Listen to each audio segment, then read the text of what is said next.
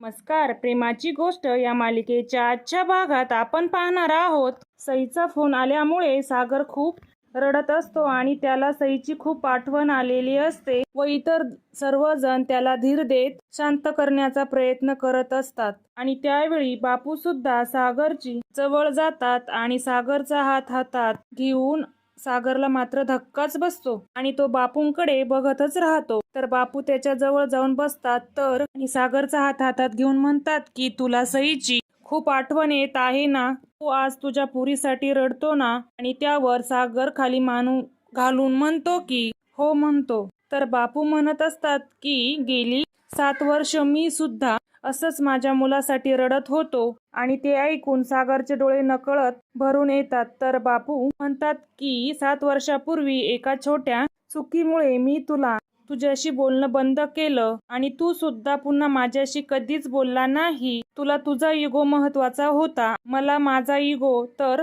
त्यानंतर तुझं लग्न मोडलं. मला असं वाटलं की आणि त्यावेळेस तू माझ्याशी येऊन बोलशील असं मला वाटलं आणि माझ्यापाशी येऊन तुझं मन मोकळं करशील असं मला वाटलं. पण तेव्हा सुद्धा तू माझ्या जवळ आला नाही आणि स्वतःला कामात झोकून दिलं. कारण मला माहित होतं की तुला त्या सावनीला दाखवून द्यायचं होतं की तू सुद्धा मोठा माणूस होऊ शकतो. आणि तू मोठा माणूस झाला सुद्धा. मात्र या सगळ्या धावपळीमध्ये तू इतका पुढे निघून गेला, तुला कोणालाही आमची आठवण राहिली नाही. आणि तू मोठा माणूस झाला खरा, पण आम्ही मात्र लहानच राहिलो. आणि या सगळ्या तू तुझ्या स्वतःच्या जवळची माणसे कमावली आणि तुझ्या मुलांना कमावलं. आणि हे ऐकून सागर रडतच खाली मान घालतो. तर बापू त्याला समजावतात पण सर्वांनी एकत्र मिळून ही विस्कटलेली घडी नीट करायची. आणि त्यावर सागरही रडतच हो म्हणतो. आणि त्या दोघांमधील दुरावा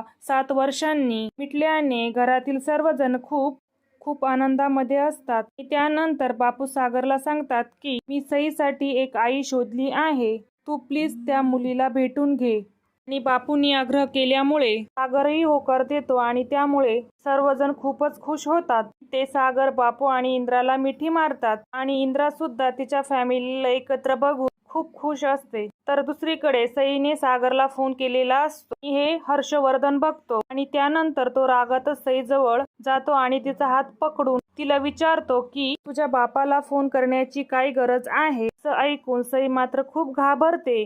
सावनी मध्ये पडते आणि ती सईला आणि तिच्या मित्रमैत्रिणींना दुसरीकडे जाऊन खेळायला सांगते आणि हर्षवर्धनला विचारते की तू लहान मुलांसमोर तमाशा का करतोस, तुला काहीच कसं वाटत नाही आणि सईवर ओरडण्याची काय गरज होती आणि तू तिच्याशी असं कसं वागू शकतो. तुला माहिती आहे ना तिची कस्टडी आपल्याला मिळणार आहे आणि ते किती गरजेचं आहे. आणि त्यावर हर्षवर्धन म्हणतो की सॉरी सावनी, त्यावर पण त्या सागरला हरवण्याच्या नादात मी कधी कधी स्वतःवरचा कंट्रोल घालवून बसतो. मी काय करतोय आणि काय बोलतोय हे मला माझं समजत नाही. आणि त्यावर सावनी त्याला शांत करत म्हणते की हर्षवर्धन, तुलाच सईची कस्टडी हवी होती ना, मग आता काही गोष्टी सहन कर. आणि त्यावर हर्षवर्धन म्हणतो की ठीक आहे, मी आता सई जवळ जातो आणि तिला जवळ घेत सांगतो की तुला जर तुझ्या पप्पांना फोन करायचा होता तर मला सांगायचं. आणि त्यावर सावनी म्हणते ठीक आहे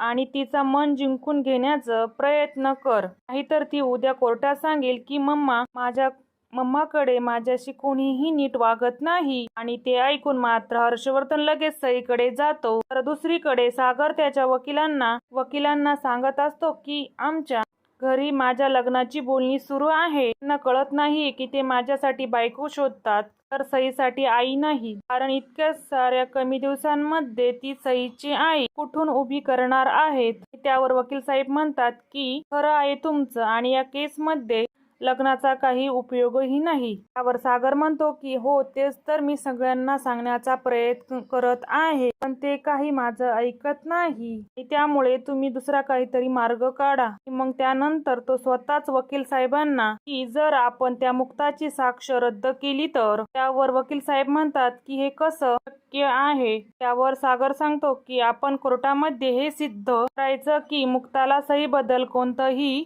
फिलिंग्स नाहीये, तर जे काही करते ती फक्त स्वतःसाठी स्वार्थापोटी. आणि मग त्यानंतर तो वकील साहेबांना सांगतो की कोर्टामध्ये हे सगळं सांगण्यासाठी माझ्याकडे एक व्यक्ती सुद्धा आहे जी आतापर्यंत कधीच मुक्ताच्या बाजूने बोलली नाही, कायमच तिच्या विरोधात राहिली आहे. त्यावर वकील साहेब म्हणतात की कोणती व्यक्ती?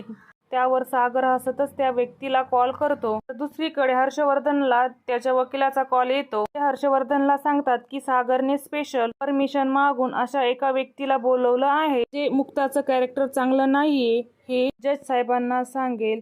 हे ऐकून मात्र हर्षवर्धन खूप चिडतो. तर सावनी त्याला काय झालं आहे असं विचारते. त्यावर हर्षवर्धन सांगतो की तो सागर मुक्ताची साक्ष रद्द करण्यासाठी लागला आहे. मुक्ताचं कॅरेक्टर वाईट आहे यासाठी त्याने एक साक्षीदारही आणला आहे. मात्र सावनी म्हणते की मुक्ता सरळ आणि साधी मुलगी आहे, तिच्या कॅरेक्टरवर कुणीही बोट ठेवू शकत नाही, त्यामुळे तू काळजी करू नको. आणि आता सगळ्यात जास्त महत्वाचं सहीला आपल्या बाजूने वळवणं आहे. त्यावर हर्षवर्धन म्हणतो की हो. त्यानंतर सागरचे वकील छाया ताईंना म्हणजेच मयुरीच्या आईला जज साहेबांसमोर केबिन मध्ये जातात आणि तिथे सावनीची वकीलही आलेली असते. सागरचे वकील जज साहेबांना सांगतात की मुक्ता गोखले यांच्या मनात सईविषयी कोणत्याही फिलिंग्स नाहीये.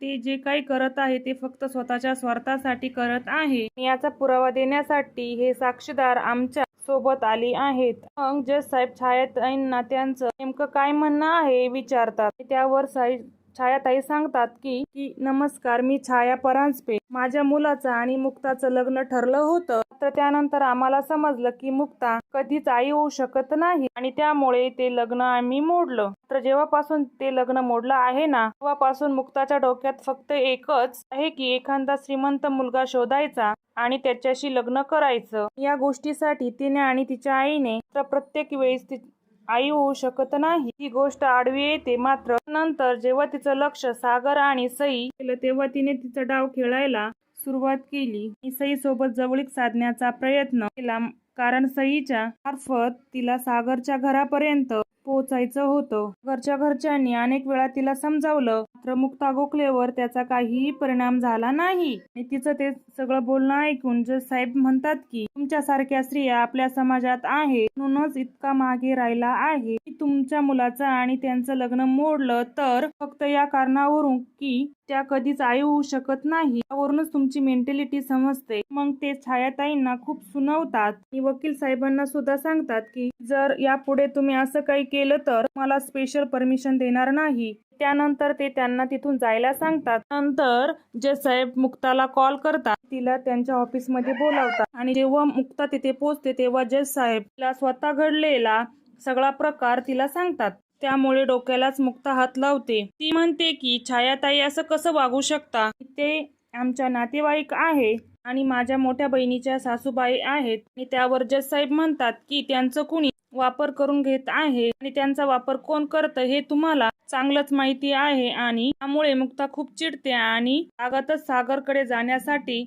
तर दुसरीकडे छाया सागरला म्हणत असते की तुमच्यासाठी मी इथपर्यंत आले पण उपयोग झाला. आता जर ही गोष्ट माझ्या मुलाला समजली आमच्या घरात खूप वाद होतील. मी आता यापुढे यात मला ओढू नका. म्हणून ती तिथून निघून जाते आणि सागर वकिलांना या सगळ्यातून बाहेर पडण्याचा दुसरा मार्ग काढायला सांगतात.